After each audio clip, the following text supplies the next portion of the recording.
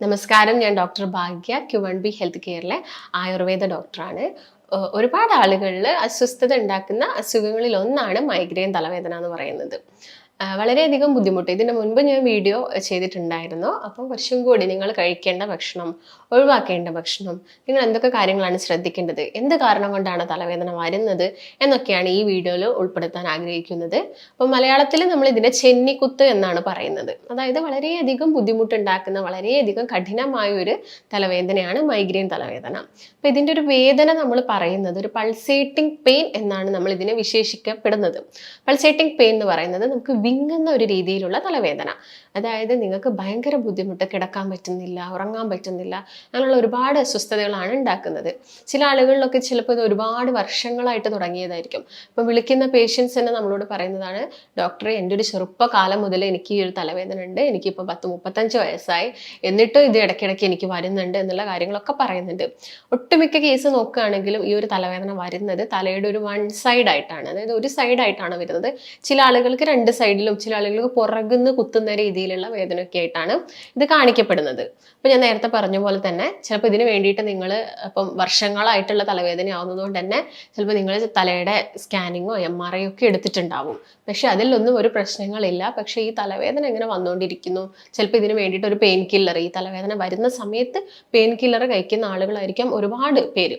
ഇത് ചെറുപ്പകാലം മുതലേ നിങ്ങളിപ്പം പെയിൻ കില്ലർ കഴിക്കുന്നുണ്ടെങ്കിൽ ആലോചിച്ച് നോക്കുക, ഇത്രയും ഒരു പ്രശ്നം ഉണ്ടായിട്ടും അത് വേദന മാത്രമേ ഇതിൽ ഒതുക്കി പിടിക്കാൻ പറ്റുന്നുള്ളൂ. ഇതിന്റെ മെയിൻ ആയിട്ടുള്ളൊരു കാരണമുണ്ട്. അത് കണ്ടുപിടിക്കാതെ നിങ്ങൾ ഇങ്ങനെ വെറുതെ മെഡിസിൻസ് കഴിക്കുന്നതുകൊണ്ട് ഒരു കാര്യവുമില്ല.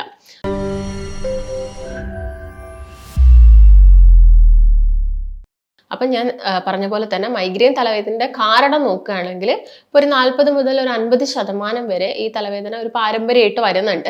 അപ്പോൾ ഇതിൻ്റെ ഒരു മെയിൻ റീസൺ എന്ന് പറയുന്നത് നമ്മുടെ വയറ്റിലാണ് കിടക്കുന്നത്. അതായത് നമ്മുടെ ആമാശയത്തിലുള്ള പ്രശ്നങ്ങൾ കൊണ്ടാണ് നമുക്ക് തലവേദന വരുന്നത്. ആമാശയത്തിൽ എന്ത് ബുദ്ധിമുട്ടുണ്ടാകുകയാണെങ്കിലും അതിൻ്റെ ഒരു റിഫ്ലക്ഷൻ ആയിട്ട് നമ്മുടെ ബ്രെയിനിലാണ് വരുന്നത്. അതിൻ്റെ ഭാഗമായിട്ട് ഇതിനൊരു റഫേർഡ് പെയിൻ എന്നും പറയും. കാരണം നമ്മുടെ വയറിന് ഇപ്പോൾ അസ്വസ്ഥത ഉണ്ട്, അല്ലെങ്കിൽ ഗ്യാസിൻ്റെ എന്തെങ്കിലും ബുദ്ധിമുട്ടുണ്ട്, അസിഡിറ്റിയുടെ പ്രശ്നങ്ങളുണ്ട്, ഇങ്ങനെയൊക്കെ ഉള്ള സമയത്ത് നമുക്ക് ആ ഒരു തലവേദന, ഒരു വിങ്ങലാണ് വരുന്നത്. അപ്പം നിങ്ങൾ ഒരു നേരത്തെ ഭക്ഷണം കഴിച്ചില്ല എന്ന് വെക്കുക, അപ്പം നിങ്ങൾക്കൊരു ഗ്യാസ്ട്രിക് ഹെഡേക്ക് വരാം അല്ലേ. നമുക്ക് ആ ഒരു ഭക്ഷണം കഴിച്ചു കഴിഞ്ഞാൽ ചില ആൾക്ക് അത് ഓക്കെ ആവാം, പക്ഷെ ചില ആളുകൾക്ക് അത് കണ്ടിന്യൂസ് ആയിട്ട് പോവാം. ഇതും ഒരു ടൈപ്പ് ഓഫ് മൈഗ്രെയിൻ ഹെഡേക്കിൽ നമുക്ക് ഇൻക്ലൂഡ് ചെയ്യാൻ പറ്റും. അതായത് മൈഗ്രെയിൻ തലവേദന ഞാൻ നേരത്തെ പറഞ്ഞ പോലെ തന്നെ നമ്മുടെ വയറിലുള്ള പ്രശ്നങ്ങൾ കൊണ്ടാണെന്ന് പറഞ്ഞു. അപ്പം ആദ്യം തന്നെ നമുക്ക് നോക്കാം എന്താണ് ഈ വയറ്റിലുള്ള പ്രശ്നം എന്ന്. അപ്പോൾ ഞാൻ നേരത്തെ പറഞ്ഞു, നിങ്ങളിപ്പോൾ ഒരു നേരത്തെ ഭക്ഷണം കഴിക്കാതിരിക്കുന്നു, അപ്പോൾ നിങ്ങൾക്ക് ഭയങ്കരമായിട്ടുള്ള ഗ്യാസിൻ്റെ പ്രശ്നങ്ങൾ വരിക, ബ്ലോട്ടിങ് വരിക, വയറ് വല്ലാതെ മുൻപോട്ട് ചാടിയിരിക്കുക, ഇങ്ങനെയുള്ള ബുദ്ധിമുട്ടൊക്കെ വന്നിട്ട് നിങ്ങൾക്ക് ആ ഒരു അതെന്ത് റിഫ്ലക്ഷൻ എവിടെയാണ് വരുന്നത്, ബ്രെയിനിലാണ് വരുന്നത്. അതിൻ്റെ ഭാഗമായിട്ട് ഹെഡേക്ക് വരുന്നു. അതുപോലെ തന്നെ അസിഡിറ്റിയാണ്. അസിഡിറ്റിയിൽ തന്നെ നമുക്ക് വീണ്ടും അതിനെ കാറ്റഗറൈസ് ചെയ്യുകയാണെങ്കിൽ രണ്ട് രീതിയിൽ, ഹൈപ്പർ അസിഡിറ്റി ആയിട്ടും വരാം, ഹൈപ്പോ അസിഡിറ്റി ആയിട്ടും വരാം. അതായത് ആസിഡ് കൂടുതലായിട്ടും ആസിഡ് കുറഞ്ഞിട്ടും. ആസിഡ് ഇപ്പം കുറയുന്ന സമയത്ത് നമുക്ക് ആ ദഹനക്കേടും പ്രശ്നങ്ങളും GID പോലുള്ള കണ്ടീഷൻസും ഇങ്ങനെയുള്ള പ്രശ്നങ്ങളൊക്കെ വന്നിട്ട് തലവേദന നമുക്ക് വരാം. അപ്പം ആദ്യം എപ്പോഴും നമ്മൾ ട്രീറ്റ്മെൻറ്റ് കൊടുക്കേണ്ടത്, അല്ലെങ്കിൽ നമ്മൾ മെഡിസിൻസ് കഴിക്കേണ്ടത് നമ്മുടെ വയറ് ഓക്കെ ആക്കാൻ വേണ്ടിയിട്ടാണ്. അപ്പം ഇതിൽ തന്നെ ഞാൻ പറയാം എന്തൊക്കെ ഫാക്ടേഴ്സാണ്, കുറച്ച് ട്രിഗറിങ് ചെയ്യുന്ന കുറച്ച് ഫാക്ടേഴ്സ് ഉണ്ട്. അതായത് ഈ തലവേദന ചിലപ്പം ആഴ്ചയിൽ ഒരു ദിവസം വരുന്ന ആളുകളുണ്ടായിരിക്കും, മാസത്തിൽ ഒരു ദിവസം വരുന്ന ആളുകളുണ്ടായിരിക്കും, അല്ലെങ്കിൽ ഒട്ടുമിക്ക ദിവസങ്ങളിലും വരിക, ഏതെങ്കിലും ഒരു സമയത്തായിരിക്കും, ഒരു പ്രത്യേക പെർട്ടിക്കുലർ ടൈമിൽ തലവേദന വരുന്ന ആളുകളൊക്കെ ഉണ്ടായിരിക്കാം. അപ്പം ഇതിനങ്ങനെ പ്രത്യേകിച്ച് ടൈമൊന്നുമില്ല. അപ്പം ഞാൻ നേരത്തെ പറഞ്ഞ പോലെ തന്നെ ആസിഡിറ്റി എന്ന് പറഞ്ഞ പ്രശ്നത്തിൽ മെയിൻ വില്ലനായിട്ട് നിൽക്കുന്നത് ഒരു ചീത്ത ബാക്ടീരിയയാണ്. H. pylori ബാക്ടീരിയ കൂടുതലായിട്ട് നമ്മുടെ ആമാശയത്തിൽ വരുന്ന സമയത്ത് നമുക്ക് അസിഡിറ്റിയുടെ ബുദ്ധിമുട്ടുകൾ ഉണ്ടാവാം. അതിൻ്റെ ബേസിൽ നമുക്ക് എന്ത് വരാം, ഈ ഒരു ഹെഡേക്ക് വരാനുള്ള ചാൻസസ് കൂടുതലാണ്. അപ്പം എങ്ങനെയാണ് ചില ഫാക്ടേഴ്സ് ഞാൻ പറഞ്ഞല്ലോ ട്രിഗർ ചെയ്യുന്നുണ്ടെന്ന്. നിങ്ങൾക്ക് ഓൾറെഡി തലവേദന വരുന്നതിൻ്റെ മുൻപേ ചില ലക്ഷണങ്ങൾ അല്ലെങ്കിൽ കുറച്ച് ക്ലിനിക്കൽ ഫീച്ചേഴ്സ് നമുക്ക് എടുത്ത് പറയാൻ പറ്റുന്നതുണ്ട്.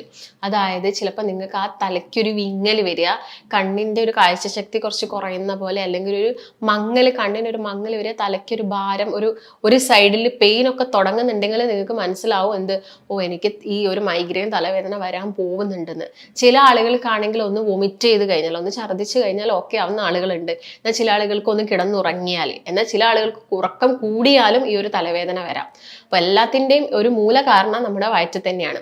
അപ്പോൾ നിങ്ങളിപ്പോൾ ഒരു യാത്ര ചെയ്യുന്ന സമയത്തായിരിക്കാം കാറ്റടിക്കുമ്പോൾ ബുദ്ധിമുട്ടുണ്ടാവാം, അല്ലെങ്കിൽ ഒന്ന് വെയിൽ കൊണ്ടാൽ നല്ലൊരു പ്രശ്നം ആളുകൾക്ക് ഉണ്ടാവാം, അല്ലെങ്കിൽ എന്തെങ്കിലും സ്മെല്ലായിരിക്കും നിങ്ങൾക്ക് പ്രശ്നം, അല്ലെങ്കിൽ മുടി ഒന്ന് ടൈറ്റാക്കി കെട്ടിയാൽ, അല്ലെങ്കിൽ എന്തെങ്കിലും വെളിച്ചെണ്ണയുടെ ഒരു മണമൊക്കെ അടിക്കുന്ന സമയത്ത്, അല്ലെങ്കിൽ പെർഫ്യൂമിൻ്റെ സ്മെൽ അടിക്കുന്ന സമയത്ത്, ഇങ്ങനെ ഒരുപാട് പ്രശ്നങ്ങളാണ് ഈ ഒരു തലവേദന വരുന്ന സമയത്ത് ആളുകളിൽ.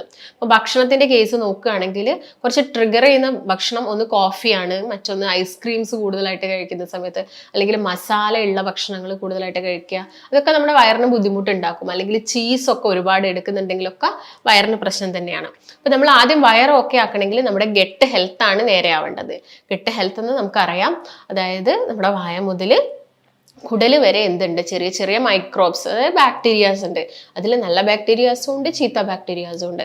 ഈ ചീത്ത ബാക്ടീരിയാസ് കൂടുതലായിട്ട് പെരുകുകയും നല്ല ബാക്ടീരിയാസ് കുറയുന്ന സമയത്താണ് നമ്മളെ ഗട്ട് ഹെൽത്ത് പ്രോപ്പർ അല്ല എന്ന് പറയുന്നത്. നിങ്ങൾക്ക് ഇങ്ങനെ പുളിച്ചു തേട്ടൽ, നെഞ്ചരിച്ചിൽ വരിക, ഗ്യാസിന്റെ പ്രശ്നം വരിക, ഇതൊക്കെ ഈ വയറിന്റെ ഭാഗമായിട്ട് വയറിന്റെ അസ്വസ്ഥതയോട് വരുന്നതാണ്. അപ്പൊ ആദ്യം തന്നെ നമ്മൾ വയറിന് കൊടുക്കേണ്ടത് എന്താണ്? കുറച്ച് പ്രോബയോട്ടിക്സ് ആണ്. ഈ ബാക്ടീരിയാസ്, നല്ല ബാക്ടീരിയാസ് ഗ്രോത്ത് ചെയ്യുന്ന സമയത്ത് ഇൻഫ്ലമേഷൻസ് കുറയ്ക്കും, അതുപോലെ തന്നെ വയറിന് വരുന്ന അസ്വസ്ഥതകളൊക്കെ കുറയും. അതുപോലെ തന്നെ നിങ്ങൾ ഇപ്പം തലവേദനയ്ക്ക് വേണ്ടിയിട്ട് വെറും പ്രോബയോട്ടിക് മാത്രം കഴിക്കുകയല്ല വേണ്ടത്, കറക്റ്റ് സമയത്ത് ഭക്ഷണം കഴിക്കാൻ വേണ്ടി ശ്രദ്ധിക്കുക. അതുപോലെ തന്നെ ചില ഗ്യാസ് ഉള്ള ഭക്ഷണങ്ങൾ നമ്മൾ ഒഴിവാക്കേണ്ടി വരും. ചില ആളുകൾക്ക് നട്ട്സ്, അതുപോലെ തന്നെ ചില ഫ്രൂട്ട്സുകളൊക്കെ ഗ്യാസ് ഉണ്ടാക്കും. അപ്പോൾ നിങ്ങൾ വെറും വയറ്റിൽ ഇപ്പം പുളിയുള്ള ഫ്രൂട്ട്സ് ഒക്കെ കഴിക്കുകയാണെങ്കിൽ നിങ്ങൾക്ക് ഒരു ഗ്യാസിന്റെ പ്രശ്നം വരാനുള്ള ചാൻസസ് കൂടുതലാണ്. അല്ലെങ്കിൽ നിങ്ങളൊരു നേരത്തെ ഭക്ഷണം കഴിക്കുന്നില്ല, ആ സമയത്ത് നിങ്ങൾക്ക് ആ ഒരു വിങ്ങൽ തലയ്ക്ക് വരും, അത് പിന്നെ മൈഗ്രെയിൻ ആയിട്ട് മാറും. അതുപോലെ തന്നെ നിങ്ങൾ ഒഴിവാക്കേണ്ട ചില കാര്യങ്ങൾ, അതായത് ചില ആളുകൾക്ക് മാത്രം അലർജി ഉണ്ടാക്കുന്നതാണ് ഗ്ലൂട്ടൻ എന്ന് പറയുന്നത്. കൂടുതലായിട്ടും ചപ്പാത്തിയിലും റൊട്ടിയിലും ബിസ്ക്കറ്റിലും അതുപോലെ തന്നെ റസ്കിലും ഒക്കെയാണ്. അതൊക്കെ ചില ആളുകൾക്ക് വയറിന് ബുദ്ധിമുട്ടുണ്ടാക്കും. ഈ IBS പോലെയുള്ള ഇറിറ്റബിൾ ബവൽ സിൻഡ്രോം ഒക്കെ ഉണ്ടാവാനുള്ള ചാൻസസ് കൂടുതലാണ്. അതുകൊണ്ട് അവരത് മാക്സിമം ഒഴിവാക്കാൻ വേണ്ടി നോക്കുക. അതുപോലെ തന്നെ ചോറിൻ്റെ ഒക്കെ ഉപയോഗം, തിനയുടെ ഒക്കെ ഉപയോഗം കുറയ്ക്കാൻ വേണ്ടിയിട്ടാണ് ശ്രദ്ധിക്കേണ്ടത്. കാരണം ഈ ചോറിലൊക്കെ നിക്കൽ മിനറൽസ് കൂടുതലാണ്. അതുകൊണ്ട് തന്നെ ഈ ഒരു H. pylori ബാക്ടീരിയ വളരാനുള്ള ചാൻസസും കൂടുതലാണ്. അതുകൊണ്ടാണ് ചോറൊക്കെ കുറച്ച് കുറയ്ക്കാൻ വേണ്ടി പറയുന്നത്. അതുപോലെ തന്നെ പഞ്ചസാരയുടെ ഉപ്പിൻ്റെ ഒക്കെ അളവ് കുറയ്ക്കുക. കംപ്ലീറ്റ് ആയിട്ട് ഒഴിവാക്കാൻ പറയുന്നില്ല, കുറച്ചുകൂടി വരിക. കാരണം ഇത് രക്തത്തിലോട്ട് വരികയും നമ്മുടെ ശരീരത്തിൽ പല ഭാഗത്തും ഇൻഫ്ലമേഷൻസ് ഉണ്ടാകും. നമ്മുടെ ആമാശയത്തിലെത്തുക അല്ലെങ്കിൽ കുടലിലൊക്കെ എത്തിക്കഴിഞ്ഞ് ഇൻഫ്ലമേഷൻസ് ഉണ്ടാക്കുന്ന സമയത്ത് അവിടെയുള്ള മ്യൂക്കസ് ലെയറിനൊക്കെ എന്ത് സംഭവിക്കാം? കേടുപാടുകൾ സംഭവിക്കാം. അതിന്റെ ഭാഗമായിട്ട് നമുക്ക് അസിഡിറ്റി വരാം, പ്രോപ്പർ ആയിട്ടുള്ള ആസിഡ് ഉൽപാദനം അവിടെ നടക്കില്ല. അതിന്റെ ഭാഗമായിട്ട് നിങ്ങൾക്ക് തലവേദന വരാനുള്ള ചാൻസസ് കൂടുതലാണ്. അതുപോലെ തന്നെ റോ വെജിറ്റബിൾസ്, അതായത് വേവിക്കാതെ കഴിക്കുന്നതും ഈ ഒരു ബാക്ടീരിയാസിന്റെ ഗ്രോത്ത് കൂട്ടും, ചീത്ത ബാക്ടീരിയാസിന്റെ ഗ്രോത്ത് കൂട്ടും. അതുകൊണ്ടാണ് റോ വെജിറ്റബിൾസ് ഒഴിവാക്കിയിട്ട് എപ്പോഴും കുക്ക് ചെയ്ത വെജിറ്റബിൾസ് ഒക്കെ കഴിക്കാൻ വേണ്ടിയിട്ട് പറയുന്നത്. പിന്നെ എന്തൊക്കെ കാര്യങ്ങളാണ് ഭക്ഷണത്തിൽ നിങ്ങൾ ചേർക്കേണ്ടത് നോക്കുന്ന സമയത്ത് നമുക്ക് ആദ്യം തന്നെ ആ ബാക്ടീരിയയുടെ ഗ്രോത്ത് കുറയ്ക്കുക, അല്ലെങ്കിൽ അസിഡിറ്റി എന്നുള്ള ഒരു പ്രശ്നം ഒഴിവാക്കാൻ വേണ്ടിയിട്ട് നമ്മളെ ബോഡി എപ്പോഴും എന്തായിരിക്കണം, നല്ല കൂളായിട്ട് ഇരിക്കണം. അപ്പം അതിന് വേണ്ടിയിട്ട് നമുക്ക് നന്നാരിയുടെ വെള്ളമൊക്കെ കുടിക്കാവുന്നതാണ്. നന്നാരിട്ട് തിളപ്പിച്ച വെള്ളം ഇടയ്ക്കിടയ്ക്ക് കുടിക്കാം, അല്ലെങ്കിൽ കരിഞ്ജീരകം യൂസ് ചെയ്യാം. കരിഞ്ജീരകം യൂസ് ചെയ്യുന്ന സമയത്ത് ശ്രദ്ധിക്കേണ്ടത്, ഡെയിലി കരിഞ്ജീരകം എല്ലാവർക്കും യൂസ് ചെയ്യാൻ പാടില്ല. കാരണം അതിന് ഒരുപാട് ദോഷങ്ങളും ഉണ്ട്, അതുപോലെ തന്നെ ഗുണങ്ങളും ഉണ്ട്. മാക്സിമം ഒരാൾക്ക് യൂസ് ചെയ്യാൻ പറ്റുന്ന കരിഞ്ജീരകം എന്ന് പറയുന്നത് ഒരു ദിവസം 3 ഗ്രാമോളാണ്. ഡെയിലി നിങ്ങൾ യൂസ് ചെയ്യുന്നുണ്ടെങ്കിൽ, അതും ഈ BP പെട്ടെന്ന് കുറയുന്ന ആളുകൾ, അല്ലെങ്കിൽ പെട്ടെന്ന് ഷുഗർ കുറയുന്ന ആളുകൾക്കൊന്നും ഇത് ഡെയിലി യൂസ് ചെയ്യാനും പാടില്ല. അപ്പം അതെപ്പോഴും ഒരു ഡോക്ടറിന്റെ നിർദ്ദേശപ്രകാരം തന്നെ വേണം കരിഞ്ജീരകം യൂസ് ചെയ്യാൻ വേണ്ടിയിട്ട്. അപ്പം കൊളസ്ട്രോൾ കുറയ്ക്കാനും ഷുഗർ കുറയ്ക്കാനും ഒക്കെ നല്ലതാണ്. പക്ഷെ നമ്മുടെ കണ്ടീഷൻ എന്താണെന്ന് മനസ്സിലാക്കിയതിന് ശേഷം മാത്രം ഇങ്ങനെയുള്ളതൊക്കെ യൂസ് ചെയ്യാം.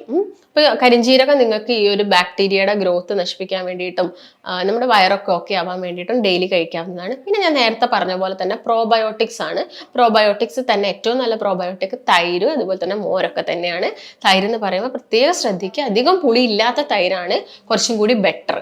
അതുപോലെ തന്നെ ഒരു നല്ല പ്രോബയോട്ടിക് ആണ് പഴങ്കഞ്ഞി എന്ന് പറയുന്നത്. നിങ്ങൾക്ക് തലേദിവസം ചോറൊക്കെ വെള്ളത്തിലിട്ട് വെച്ചിട്ട് അത് കഴിക്കാം. ആ സമയത്ത് നിങ്ങളുടെ ഈ ഞാൻ നേരത്തെ പറഞ്ഞ പോലെ തന്നെ ഈ ഒരു നിക്കൽ മിനറൽ കംപ്ലീറ്റ് ആയിട്ട് നഷ്ടപ്പെടും. വെള്ളത്തിലിട്ട് വയ്ക്കുന്ന സമയത്ത് നിങ്ങൾക്ക് പിറ്റേ ദിവസം രാവിലെ അത് സുഖമായിട്ട് കുറച്ച് പുളിയില്ലാത്ത തൈരിൻ്റെ കൂടെയൊക്കെ മിക്സ് ചെയ്ത് കഴിക്കാവുന്നതാണ്. പിന്നെ അധികം മധുരമില്ലാത്ത വൈനാണ്, അത് നമുക്ക് ഡെയിലി ഒന്നും കഴിക്കേണ്ട ആവശ്യമില്ല, ഒക്കേഷണലി എടുത്താൽ മതി. അല്ലെങ്കിൽ ഉപ്പിലിട്ട് വെച്ച ഫ്രൂട്ട്സുകൾ, അതും ഓവർ വിനാഗിരി ഒന്നും യൂസ് ചെയ്യാതെ യൂസ് ചെയ്യണം. പിന്നെ ഡെയിലി യൂസ് ചെയ്യേണ്ട ആവശ്യകതയില്ല. നിങ്ങൾ ഇങ്ങനെ എന്തെങ്കിലും പ്രോബയോട്ടിക്സ് കഴിക്കുന്നുണ്ട് എന്നിട്ടും തലവേദന ഒന്നും മാറുന്നില്ലെങ്കിൽ ചിലപ്പോൾ നമ്മൾ അതിന്റെ സപ്ലിമെന്റ്സ് ആയിട്ടും കഴിക്കേണ്ടി വരും. പിന്നെ നമ്മുടെ ആ ഒരു ഹെഡേക്കിന്റെ തീവ്രത കുറയ്ക്കുന്ന രീതിയിലുള്ള മെഡിസിൻസ് ആണ് നമ്മളെപ്പോഴും കഴിക്കേണ്ടത്. അപ്പോൾ മൈഗ്രെയിൻ തലവേദനയുടെ ഒരു രീതി അല്ലെങ്കിൽ തോത് നോക്കുകയാണെങ്കിൽ കൂടുതലായിട്ടും വരുന്നത് സ്ത്രീകളിലാണ്. ഇതുപോലെ തന്നെ പ്രായപൂർത്തിയാവുന്ന സമയത്താണ് ഈ ഒരു തലവേദന കൂടുതലും കണ്ടുവരുന്നത്. കാരണം അവിടെ ഒരു ഹോർമോണൽ ചേഞ്ച് നടക്കുന്നത് കൊണ്ടാണ്. അപ്പൊ ഇപ്പം ആൺകുട്ടികളെ വെച്ച് നോക്കുന്ന സമയത്ത് കൂടുതലായിട്ടും പെൺകുട്ടികളെയാണ്. അതുപോലെ ഫാറ്റി ലിവറിലുള്ള ആളുകളിലും ഈ ഒരു തലവേദന വരാനുള്ള ചാൻസ് കൂടുതലാണ്.